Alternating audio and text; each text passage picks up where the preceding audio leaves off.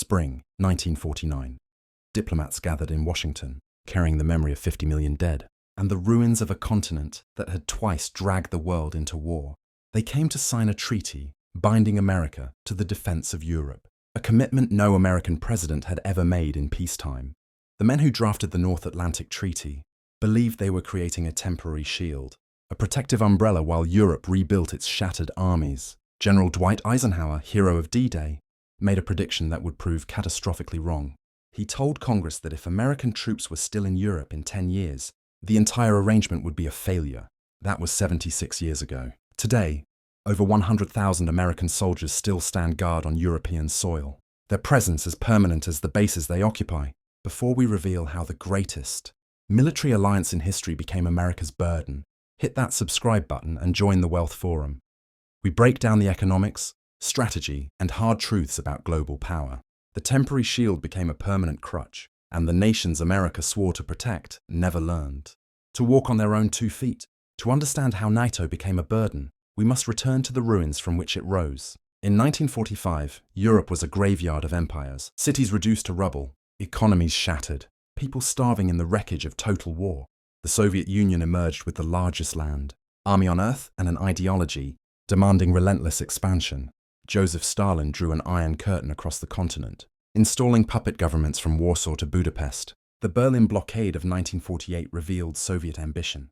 When Stalin cut off ground access to West Berlin, attempting to starve 2 million civilians into submission, American and British pilots responded with an aerial lifeline. For 11 months, they flew 277,000 missions, landing a plane every minute at peak, delivering 2.3 million tons of food and coal. Young American airmen died in crashes over German fields, sacrificing their lives to feed a city that had been their enemy just 3 years before. The message was unmistakable. Without American power, Europe could not survive Soviet pressure. British Foreign Secretary crossed the Atlantic with a desperate warning. Without American boots permanently on European ground, Stalin would be at the English Channel within weeks. The United States had never entered a peacetime military alliance outside the Western Hemisphere in its entire history. The Founding Fathers warned against entangling alliances, but diplomats understood the world had changed, that oceans no longer provided safety, that the next war would begin with atomic fire. And so 12 nations signed the North Atlantic Treaty on April 4th. In 49, Article 5 declared an armed attack against one would be considered an attack against all. America was now committed to war, potentially nuclear war, if Soviet tanks crossed into any member state. American cities became hostages for European security. It was the most generous security guarantee in history. President Truman called it a shield against aggression, and he believed, as Eisenhower believed, the shield would one day no longer be needed. Europe would recover. Europe would rearm. American boys could finally come home. It was a noble vision, built on faith in European resolve, a faith that would prove tragically misplaced. For a brief moment, it seemed the arrangement might work. Then on June 25, 1950, everything changed. North Korean troops poured across the 38th parallel. Western leaders saw Moscow's hand testing American resolve. The question hung over Europe like a sword. If America won't fight for Korea, will it fight for Berlin? America answered with 36,000 lives, 3 brutal years of combat, and a defense of South Korea that holds today. But the Korean War's impact extended beyond the Pacific. If Soviets would probe in Asia through proxies, Europe could be next. The response came in blood and treasure. By 1953, the United States was spending over 13% of GDP on defense. Hundreds of thousands of troops deployed to Europe. American taxpayers funded enormous military installations across West Germany. Nuclear weapons deployed by the thousands. The American nuclear umbrella covered Western Europe completely, and under its comfortable shelter, something strange began to happen. European governments slowly, quietly stopped worrying about their own defense, because someone else was worrying for them. The logic was seductive. Why build expensive tanks when Americans already had tanks on your borders? Why train hundreds of thousands of soldiers when American soldiers stood permanent watch? Why spend treasury funds on missiles when American nuclear weapons would reduce Moscow to ash if war came? European governments embraced this logic with enthusiasm. They had other priorities: economies to rebuild, welfare states to construct, healthcare systems and pensions and universities to fund. Defense spending could wait. Defense could be deferred. Defense could be left to the Americans who seemed so willing to provide it. Throughout the 50s and 60s, European defense spending steadily declined as percentage of their rapidly growing economies, while American commitments remained constant or increased. The temporary arrangement was quietly becoming permanent, and no one in European capitals seemed troubled. American presidents noticed. American presidents complained, but their complaints fell on deaf ears. Eisenhower, the same man who predicted troops would be gone in 10 years, warned European free-riding would poison the alliance. Kennedy demanded greater burden sharing. Nixon threatened troop withdrawals. The pattern was established early and has never been broken. America demands. Europe promises. Nothing changes. Defenders argue NATO provides America strategic benefits. They point to military bases allowing power projection, nuclear missiles on Allied territory providing early warning. They suggest if Russia conquered Europe, American security would be next. And they claim NATO isolates hostile nations from trade. These arguments contain truth, but they collapse under scrutiny. Consider trade with Russia, which was supposed to isolate Moscow. For years after Russia's 2014 Ukraine invasion, Germany continued building Nord Stream 2 pipeline, increasing energy dependence on Russian gas. European nations purchased hundreds of billions in Russian oil and gas, funding the military modernization that now threatens them. The same allies demanding American protection simultaneously filled Russian coffers. Even after Russia's full-scale invasion in 2022, European energy purchases continued for months. If NATO was supposed to economically isolate adversaries, it failed spectacularly. As for Russian conquest fears, this ignores reality. The European Union's combined economy dwarfs Russia's by a factor of 10. European nations possess capacity to field militaries, making any Russian advance suicidal. They simply choose not to prioritize defense, because American taxpayers already guarantee security. As for forward nuclear capabilities, America doesn't need NATO's structure to achieve missile defense. Greenland provides everything America needs. American forces maintained Thule Air Base since 1951, critical for missile warning and Arctic operations. Any Russian nuclear missile aimed at continental US would fly over Greenland, giving defense systems precious minutes. When President Trump recognized this and expressed interest in acquiring Greenland, European leaders erupted in outrage. Denmark, a nation of fewer than 6 million, with a military that couldn't defend its borders for a week, presumed to lecture the United States. This is Denmark that spent barely 2% GDP on defense. That relies entirely on American power. The same Denmark that cannot patrol its own Arctic waters treated American security concerns with contempt. The bitter irony? Greenland could provide missile defense without the burden of defending 31 other nations who refused to defend themselves. In 1966, the alliance faced its first great crisis. President Charles de Gaulle announced France would withdraw from NATO's integrated command, demanded all foreign forces leave French territory. 30,000 American troops given 1 year to evacuate. France wanted all benefits of American protection without inconvenience of American presence. De Gaulle resented American dominance, dreamed of independent European defense led by France. When asked if evacuation should include soldiers buried in French cemeteries, Secretary of State Dean Rusk let the question hang. The silence said everything. America had liberated France twice, buried tens of thousands in French soil. Expulsion was the thanks their sacrifice earned. NATO headquarters moved to Brussels. Troops departed. French independence loudly declared. But here's the bitter irony de Gaulle never acknowledged. France remained under full Article 5, protection despite contributing nothing to integrated structures. If Soviets attacked France, American soldiers would still die defending Paris. France achieved the perfect arrangement. All security guarantees, no reciprocal obligations, a model other European nations quietly admired. The Cold War continued another 25 years. American forces remained the backbone of European defense. 300,000 American soldiers stood permanent watch. American taxpayers funded this deployment year after year. Then in November 1989, crowds gathered at the Berlin Wall with hammers. Within hours, NATO's entire justification began crumbling. The wall fell. With it collapsed the Soviet Empire. Within 2 years, the Soviet Union dissolved. Its army disintegrating, its ideology discredited. The enemy NATO was created to contain simply ceased to exist. This was the moment the temporary arrangement should have ended, when the shield should have been retired, when American troops should have come home. Instead, something remarkable happened. The alliance that lost its enemy decided to expand rather than dissolve. NATO began absorbing former Soviet bloc members. Poland, Hungary, Czech Republic joined in 1999, 7 more in 2004, including Estonia, Latvia, Lithuania. Tiny Baltic states on Russia's border now covered by Article 5.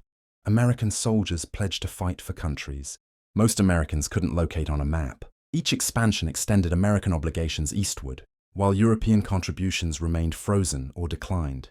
The alliance grew from 12 founding members to 32, but American burden didn't decrease. It increased as the alliance absorbed weaker states. New members brought vulnerabilities, borders to defend, demands for protection, but not military capabilities. The expansion was celebrated as democracy's triumph, but it was also quiet transformation of NATO from defensive alliance into American security guarantee for a continent of dependence. Then September 11, 2001, terrorists struck America. For the first time in 52 years, NATO invoked Article 5. European leaders declared attack on America was attack on all. It was powerful symbolism.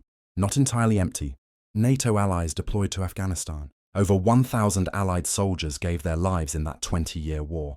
But reality proved more complicated. Many European nations imposed strict caveats, detailed restrictions on where forces could operate. German troops forbidden from combat in southern Afghanistan, where fighting was fiercest. Some contingents seemed designed for press conferences rather than actual fighting. American forces bore overwhelming burden throughout. The pattern held firm. America fights the wars. Europe assists at margins. American taxpayers pay the bill. By 2014, complacency had metastasized into willful negligence. Russia invaded Ukraine, seized Crimea. It should have awakened Europe. Instead, emergency meetings, strongly worded condemnations, and a worthless promise. At Wales Summit, September 2014, NATO members pledged to spend at least 2% GDP on defense by 2024. 2% wasn't ambitious. It was a flaw. Bare minimum, United States spent 3 to 4%, double what it asked allies. At Wales, only 3 members met 2%. US, UK, and Greece. 10 years passed. Russia launched full-scale Ukraine invasion. Most European allies still hadn't kept the promise. Germany, largest European economy, spent barely 1.2% for years. A nation with resources to field one of Earth's most powerful militaries chose to shelter under American umbrella while funding generous social programs. The cumulative European underspending since 2014 totals over $800 billion. $800 billion isn't a counting abstraction. It represents real costs shifted from European taxpayers to American ones. Roads not built in Ohio, schools not funded in Texas, hospitals not constructed in Michigan. American taxpayers have effectively subsidized European welfare states for 3 generations, enabling Europeans to enjoy social benefits working Americans cannot afford. Average European worker receives 30 days paid vacation. Average American receives 10, if any. Europeans retire earlier, work fewer hours, receive more generous services, all made possible by defense savings America covers. This isn't coincidence. It's direct consequence of security guarantee allowing European governments to treat defense as optional. When Russia invaded Ukraine February 2022, hollowness of European military power was exposed. American Congress allocated approximately $183 billion in Ukraine aid. American taxpayers once again funding European security. While European factories struggled to produce ammunition for single front, American weapons, money, logistics kept Ukraine fighting. Wealthy Europe discovered it allowed defense industries to wither into irrelevance. Germany discovered its vaunted Bundeswehr had decayed into hollow shell. German soldiers reported training with broomsticks, painted black because not enough weapons. Mighty German army could field barely 50,000 combat-ready troops, pathetic fraction of Cold War strength of 500,000. German tank fleet shrunk from over 2,000 to barely 300 operational vehicles. Luftwaffe struggled to keep aircraft operational for basic missions. This was Europe's richest nation, systematically reduced through decades of willful neglect. Chancellor Olaf Scholz announced $100 billion for defense modernization. Calling it historic turning point, reality proved less dramatic. Money spread over years, much going to existing debts rather than new capability. 3 years later, German military remains work in progress. United Kingdom also experienced decline. Royal Navy operates fewer than 20 major warships. British Army at lowest level since Napoleonic Wars. France maintains more capable forces but cannot project power without American support. NATO intervention in Libya 2011 demonstrated European limitations. This was conflict against third-rate military on Europe's doorstep. European forces couldn't sustain operations independently, ran out of precision munitions within weeks, had to request emergency resupply from American stockpiles. American aircraft flew majority of strikes. American tankers provided refueling. American intelligence guided entire campaign. If Europe couldn't handle Gaddafi's Libya without American help, what chance against Russia or China? The honest answer is none, and European planners privately acknowledge this. Russia maintains over 1 million active personnel, approximately 12,000 tanks, world's largest nuclear arsenal. European NATO members combined cannot match these forces without full American participation. Everyone understands this uncomfortable reality. The dependency Eisenhower assumed temporary has become structural, embedded in 7 decades of decisions prioritizing comfort over capability. American leaders from both parties issued warnings for 70 years. For 70 years, warnings were ignored. Trump broke diplomatic tradition by criticizing underspending in blunt public terms. Establishment condemned his approach, but Trump merely said publicly what every president said privately. At 2025 NATO summit, allies finally agreed to new target: 5% GDP by 2035, including 3.5 for core military, 1.5 for infrastructure. It took largest European land war since WE and relentless American pressure to extract even this pledge. Whether allies will meet targets remains uncertain. Reaching previous 2% goal took decade and Russian invasion. Track record of broken promises provides no confidence this time is different. Beyond spending shortfalls, European gratitude has been conspicuously absent. Greenland controversy reveals European attitudes. European leaders treated American strategic interests with mockery while expecting America to continue guaranteeing security indefinitely. Americans gave their lives defending Europe in 2 world wars, maintained peace through 7 decades of Cold War and beyond. Over 400,000 Americans died in World War II, many buried beneath European crosses. Marshall Plan poured $13 billion, equivalent to over $150 billion today, into rebuilding European economies. American nuclear deterrence prevented Soviet invasion 40 years. American cities serving as hostages for European security. Yet European leaders express shock when America asks fair burden sharing or raises legitimate concerns. The financial cost runs tens of billions annually. Beyond direct expenditures, America provides intelligence, satellites, precision navigation, logistics underpinning virtually all Allied operations. When European forces deploy anywhere, they depend on American airlift, refueling, real-time intelligence. Entire edifice of European capability rests on American foundation. Europeans take completely for granted. What has America received for this extraordinary commitment spanning 3/4 of a century? Allies who consistently failed to meet spending targets they agreed to. Criticism when American leaders demand fair treatment. And dependency showing no sign of ending. Some argue America benefits through influence, forward positioning, ability to shape policy. There is truth in this, but nothing justifies the scale of asymmetry where America provides muscle and Europe consumes security. The shield Eisenhower expected to last 10 years has lasted 76. The dependency it fostered has become permanent, feature of transatlantic relationship. Europe has made generational choice, exposed over decades to rely on American protection rather than develop capacity to defend itself. That choice was always option available to sovereign nations, never strategic necessity, made by governments preferring welfare spending to military investment. NATO did not create European military strength as founders intended. It substituted American power for European capability. In doing so, institutionalized European weakness. The alliance forged to contain Soviet aggression has become instrument of permanent European dependency on American power. The temporary arrangement became permanent through bureaucratic inertia and political convenience. Promises made at summits remained unkept. Burden fell on American shoulders alone. 76 years of patience, 76 years of warnings, 76 years of broken pledges have made one conclusion inescapable. NATO, as currently structured, no longer serves the nation that built it, funds it, guarantees it with blood and treasure. The question American policymakers must confront is not whether alliance serves American interests, but what America should do about alliance that transformed from temporary shield into permanent burden, and whether 76 years of dependency can ever truly end. Here's my question for you. Should America continue carrying NATO's burden while Europe refuses to defend itself? Has the alliance outlived its purpose? Or is European defense still worth American sacrifice? Drop your answer in the comments below. If this breakdown of NATO's transformation from shield to burden opened your eyes, smash that like button and subscribe to The Wealth Forum. Turn on notifications, because we expose the economics, strategy, and brutal truths shaping our world. The alliance that was supposed to be temporary has lasted 76 years. How much longer can this continue? Thanks for watching. Stay informed. And remember, Some alliances protect, others exploit. The difference is in who pays the price.